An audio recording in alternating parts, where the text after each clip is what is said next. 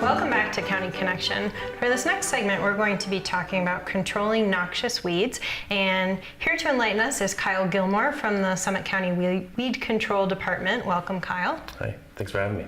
All right, so Kyle, we are in the midst of another glorious Summit County summer. It's so beautiful out there, but one of the downsides of summer, one of the villains of summer, are noxious weeds. What are noxious weeds and why should we care about them? So noxious weeds, according to the Colorado Weed Management Association, our noxious weeds are non-native plants that are threaten our natural and agricultural lands and disrupt native ecosystems. So they're plants that didn't come from the state. They're noxious, they spread like wildfire, and they threaten, like I said, our native ecosystems. And they can also be a threat to our agricultural lands and our grazing lands for cattle. And so yeah, it's just, they're bad. Okay, and they can cause a lot of ecological and economic harm. Yes. So what is it that allows them to spread so prolifically? So a lot of times they're escaped ornamentals, so they're supposed to be in people's planting beds or whatnot, but and then at one point they just spread, and they come into an area that they're not from, so there's nothing there. There's no insects, there's no plants that compete, there's no, like I said, grazing, there's no cattle or any other goats or whatever around that will naturally eat them or take care of them or the spread of them. So they're here, they thrive in this area, and there's nothing that can combat them unless our crew is out there controlling them or residents in the community are taking care of them themselves. Right. So talk a little bit about what your team does at the Weed Control Department. So we're a small department. There's 6 of us total. And we start up spraying weeds at the end of May about every year. And we go and we spray till about the end of September. But we work with municipalities in the community. So we have a contract with Town of Frisco and Silverthorne, Dillon, for example, and we take care of all their noxious weeds. And then we also do all the county properties and the right-of-ways within the county.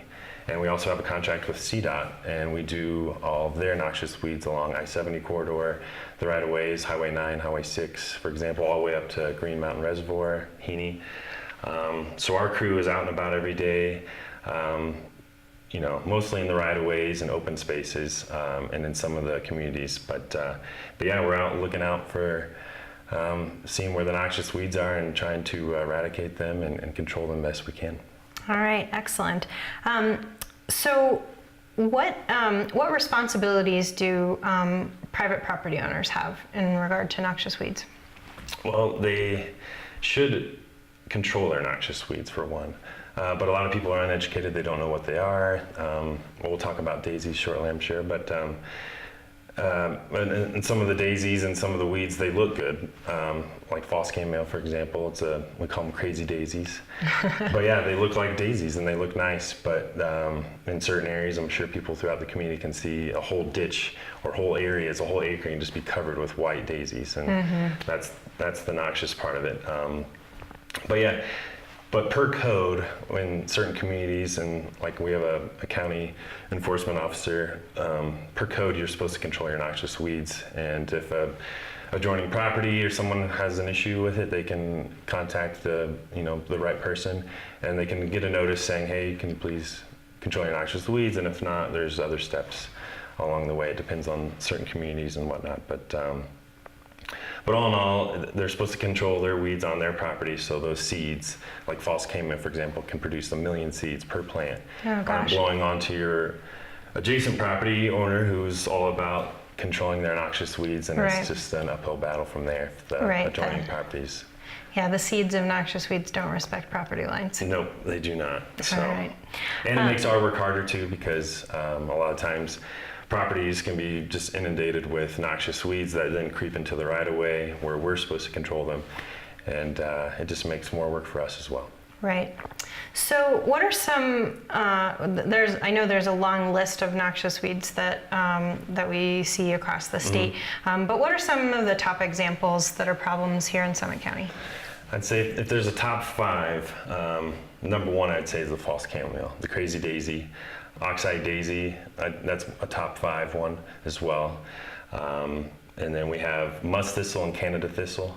Those are the 2 worst thistles I'd say in the county. Okay. And also common mullein. It's more of a lighter green feltier type plant, and that has like 1 million seeds, and it can be as tall as me. Oh, wow. Seeds, and it's kind of seeds out as a yellow flower. Okay.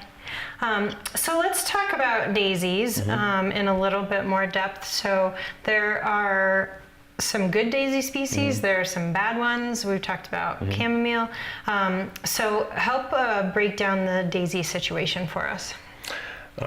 Again, I mentioned an escaped ornamental. So at first, these were put into seed mixes and were sold with via nurseries because they look good, until we later found out that they're not good for certain communities, certain areas. They're not native, they're noxious. They crept out and they spread all kinds of ways. But pretty much, chamomile, for example, it's an annual. Like I said, it can produce up to 1 million seeds that are viable for up to 15 years, I believe. So those seeds are just sitting in soil in certain areas, just waiting for something to happen to pop up. But the other one I was saying is the oxeye daisy. It's a perennial noxious weed, but it can only produce 500 seeds per plant, and it's viable for about 10 years. But that can spread not only just by seed like chamomile, but through rhizomes and the root systems. Okay. But there is a good daisy that most people hopefully are aware about, is the Shasta daisy. That is an acceptable daisy. It doesn't spread like wildfire. It's got the bigger daisy. It's got bigger green foliage on it. But it's more of a clump. It's got a root ball instead of just spreading roots that way. But that's a good daisy. So but you're if you not go to our going to see website or anything, crazy spread. Like yeah, it doesn't spread 2. like the oxeye daisy or the false chamomile in any way. But yeah, if you got the trained eye, you can see them all over the place. Yeah. And you can tell which ones are bad. And usually just because they're everywhere. Right. Okay. So good to take a look at the leaves and the blossoms, compare and contrast, so that if you do see the former 2, the chamomile or the oxeye daisy, that you know to get rid of them. Yep. And if you're ever in any question, Google, the internet's a great resource, but our website is a great resource as well. It's www.summitcountyco.gov/weeds.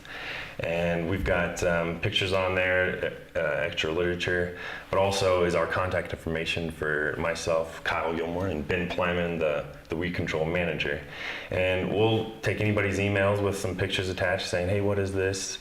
Can you help me out? We'll give us a call. We'll walk you through and talk you through some things. But yeah, and all of our techs that work with us, super knowledgeable. We're all licensed by the state. And we do a backpack loaner program, which I'm sure we'll talk about. But a lot of times when people are interested in controlling their noxious weeds, a lot of them come in, we'll talk to the tech, and our techs are educated, and we'll let them know, hey, this is what you should look for, this is what you should do, safety practices, all that good stuff. So. Okay, great. So, so you started going down this road. Let's keep going. So, if people do find these 2 particular noxious daisies or any of the other noxious weeds that have been listed by the state, then how do you go about controlling them? So you can reduce the spread of the noxious weeds just by hand pulling. That'll help, reduce the spread of the seeds. But like I said, with the oxeye daisy, and especially Canada thistle, it's not going to kill them. They'll come back up next year, or even that year, because they spread through rhizomes. The root systems are extensive. Right. And, but at first, if you don't want to deal with any chemicals or anything like that, you can hand pull. And then also there's a workshop coming up.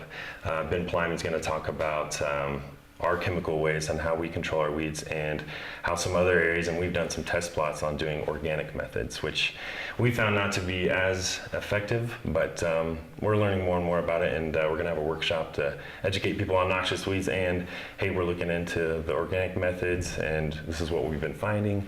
But all in all, homeowners and residents of the county can contact me or anyone within our department, and we do a backpack loaner program. And we've got about 5 backpacks in rotation that we'll lend out to people.